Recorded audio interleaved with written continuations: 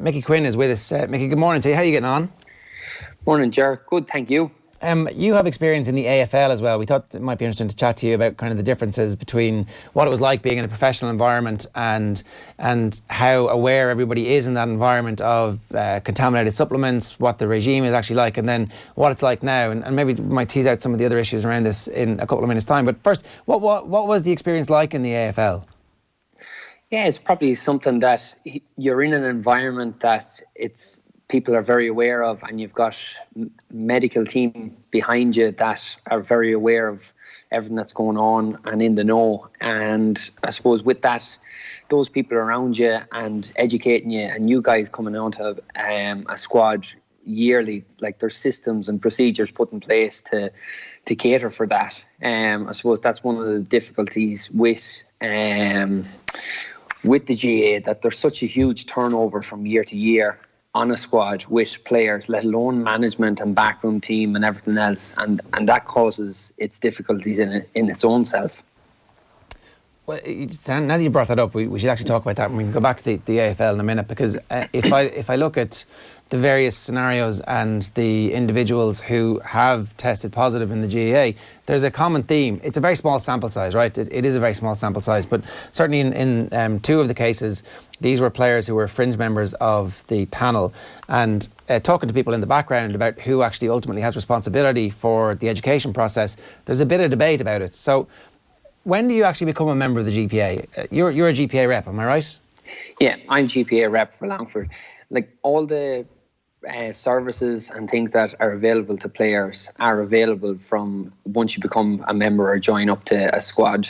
So if there's a new member that joined the Longford squad this year and they wanted to avail of different services from the GPA, they're able to use them. Officially, they're not a member until they're a part of the championship squad or panel, but that's more so to do with different funding and grants and stuff like that for the next year. And the funding and grants is actually fundamentally important here, because I was just doing a bit of research on this over the last 24 hours or so, and there was a big row between Sport Ireland and the GPA about providing home addresses, and I'm not going to relitigate that at all, but the point of, there was an addendum published, and it's there on the internet for everybody to see, that grants are only available to players who have done the drug testing. I presume it's an online course, like it's a half-hour course. So you're only able to get the grant if you've done the online course, and you only become a full member, and so therefore the GPA only become aware of you when you become part of the championship panel. So if you're not officially a part of the championship panel, the GPA don't know you exist. So how are they going to tell you have to do this drug testing? That's the difficulty, and that's where probably looking at and sitting down and thinking about it there last night, that, you know, as a player rep, the GPA will pass on information to myself or whoever the reps are, and our responsibility then is to pass on that information to the playing squad, whether that be forwarding on WhatsApp messages, emails, or face-to-face, just informing lads of different things that might be going on, whether it be anti-doping or different bits and pieces, or the services that are available to players.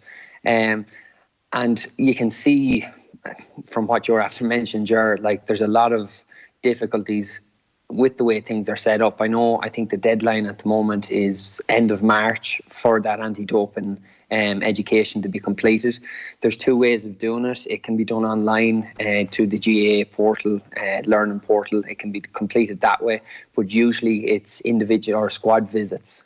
So someone from the GAA educational side of things and anti-doping will come out to a squad before or after training, sit down and have that half-hour, 40-minute conversation, or I think it could be up in an hour, with squads and get it done. And that proves difficult when the league starts up and gets running, that, we're looking to get an hour before or after training. Lads are training 5 times a week and trying to squeeze something like that in.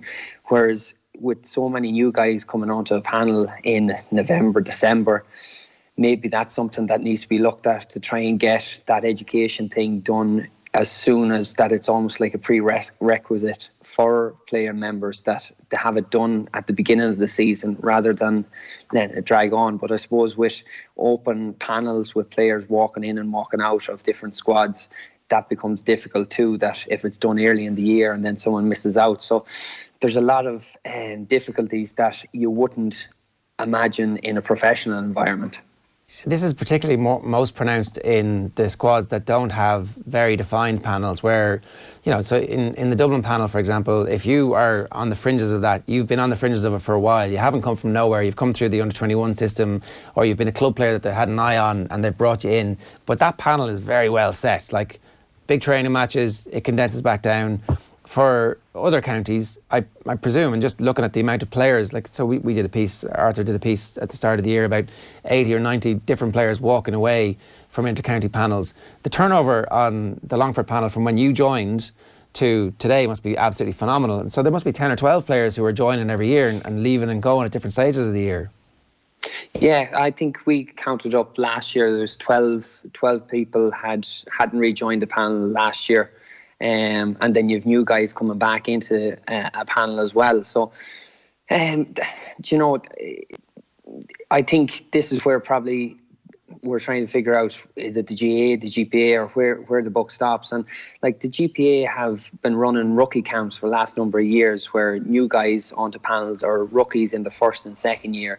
There's a rookie camp organised in November, I think it was this year, where you can nominate a number of players to go to the rookie camp, and at that camp there's different workshops on different areas, and one of the workshops this year was, or I think it's on a regular basis, is anti-doping. So they have someone from the Irish Anti-Doping Association there giving a talk and informing players. But as the amateur ethos of the GAA and held to professional standards for players causes that difficulty. And I think with players so close to that, the fitness industry at the moment, there's so many people that think they know everything about it, but when players are held to such a high standard, getting that information and education out to players is the difficulty.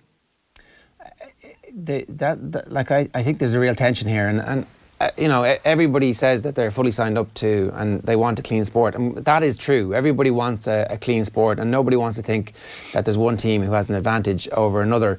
And at the same time, there is a bit of a tension between a kid who gets called up to an inter-county panel, who's essentially a club player, or a club player who has a good season and gets called into an inter-county panel, and the first day that they're training, they're then held to the same standards as athletes in any sport globally. So they're signing up to the same anti-doping code that the London Marathon runners have, the elite London Marathon runners have, or that the US Postal Cycling Team would have had back in the day.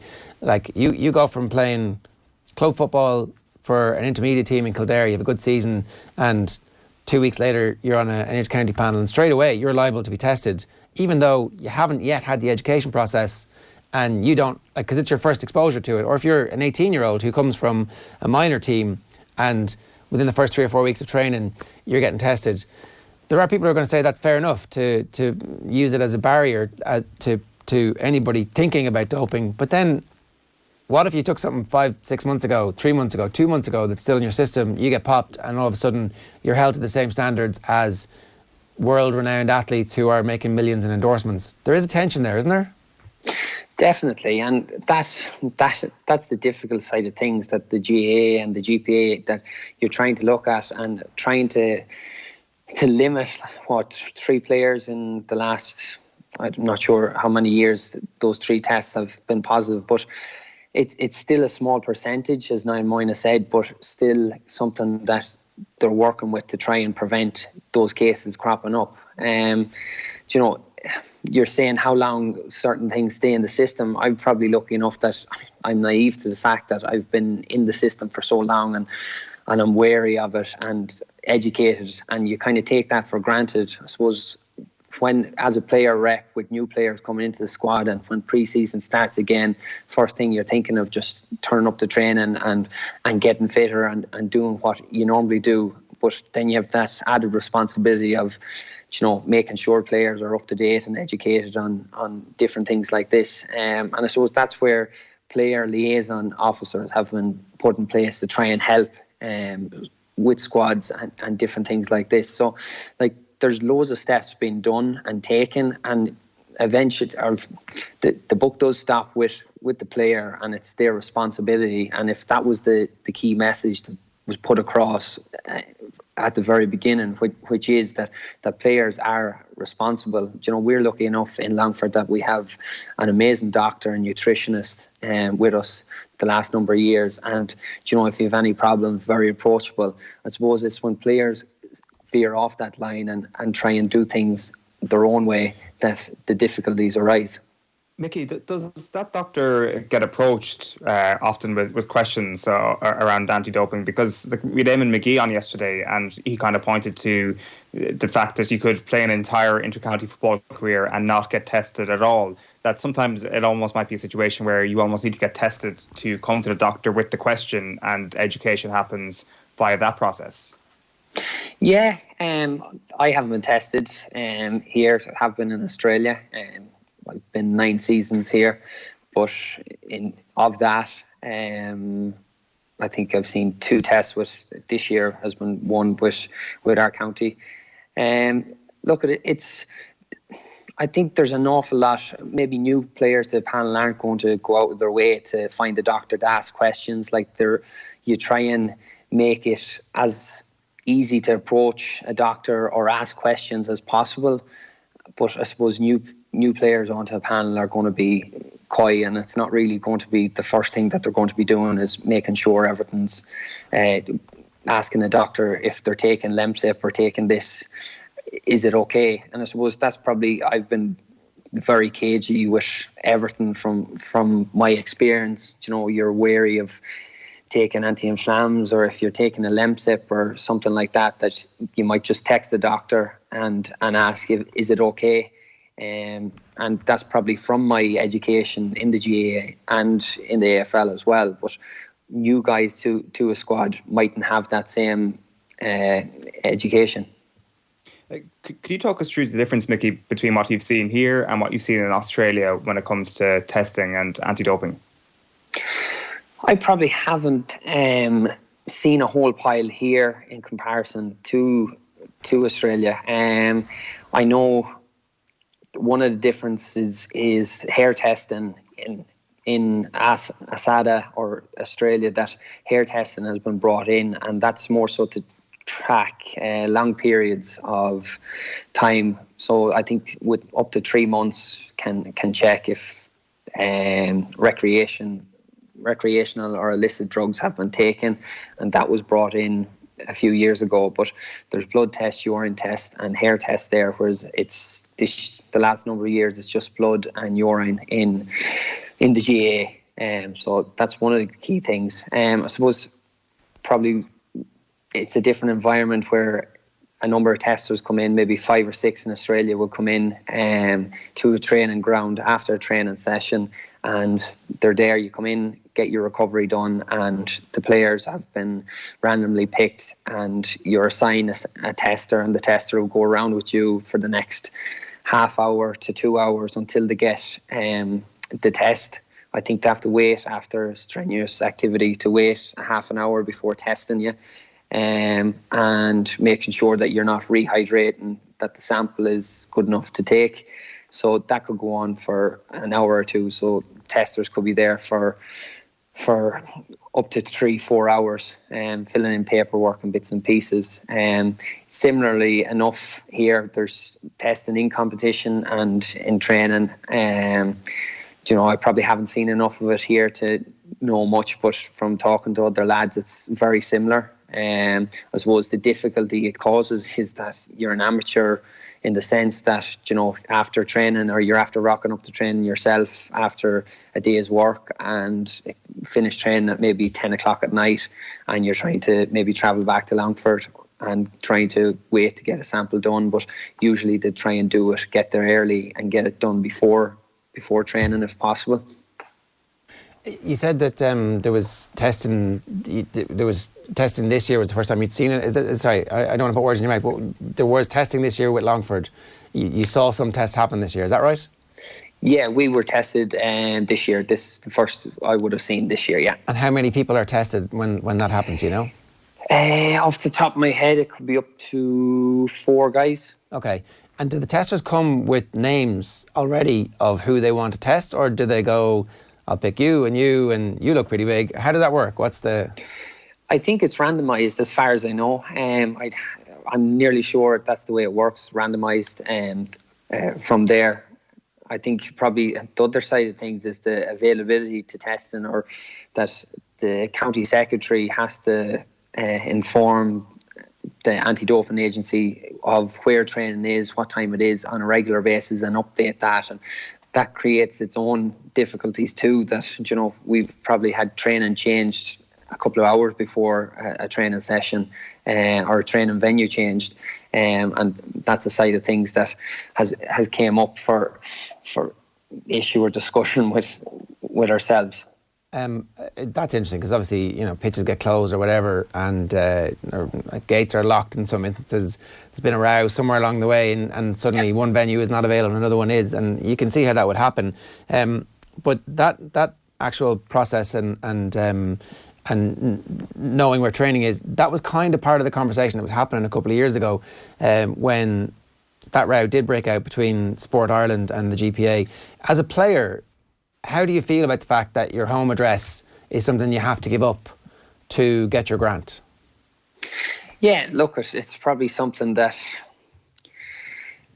I probably wouldn't have put a whole pile of thought into it. You know, like, if you're holding yourself to that standard, and it is something that you have to do. I suppose there's home testing, it hasn't came in, but like it's a big area for the GAA, and I think that is the difficulty that, and it's causing a lot of problems, is, you know, the GAA's, that amateur ethos is held in so high regard, and it's part of the game and part of our culture, that it's one of the selling points to it. But when these kind of things creep up, it's trying to find what's the balance and what works best for the GAA and for the player. And that's where a lot of these issues are that you're trying to swing the balance and find somewhere in the middle that works for both. Of course, yeah. The other thing I just wanted to ask you about briefly was the supplement culture, and you know, this is a conversation that kind of we could have at any time, independent of the recent positive test. That ESRI report from a couple of years ago essentially said that loads of players, particularly, I think they talked about the Nicky Rackard Cup, and there was a bunch of players at that level who were taking supplements that they'd bought on the internet, and a load of others were taking supplements that they hadn't run past the team management. Now, I can see how you would buy something on the internet that is completely reputable, but I can also see how, you know, you're like on shopping and this one looks good and you click it and it arrives and you take it, and actually you will be glowing for weeks and weeks because you've no clue what's in it. It hasn't been batch tested. What is the supplement culture actually like? Are there official supplements that you guys get from a medical practitioner who's involved with the team, who says this is on the list of stuff that you're allowed to take? If you're going to take anything else, lads, tell me about it? Or how does that work? Yeah, pretty much. We have a nutritionist, and at the start of the year, it's just emphasised the importance of nutrition and having a good healthy diet, and the supplements are, you know, such a small percentage on top of things. You know, if it's something simple like omegas or a vitamin D, that's the height of it, or some creatine, and what's provided or what information is passed on from the nutritionist.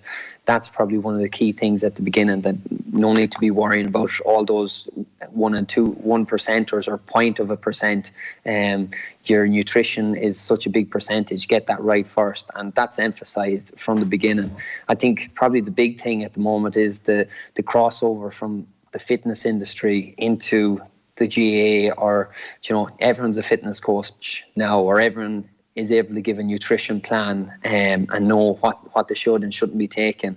And that in itself causes difficulty, that if you're in the wrong circles and you're listening to the wrong advice, you know, if you're going to a gym and such, there's a rep there from a company that tells you, oh, this is brilliant, you play this, you should be taking this.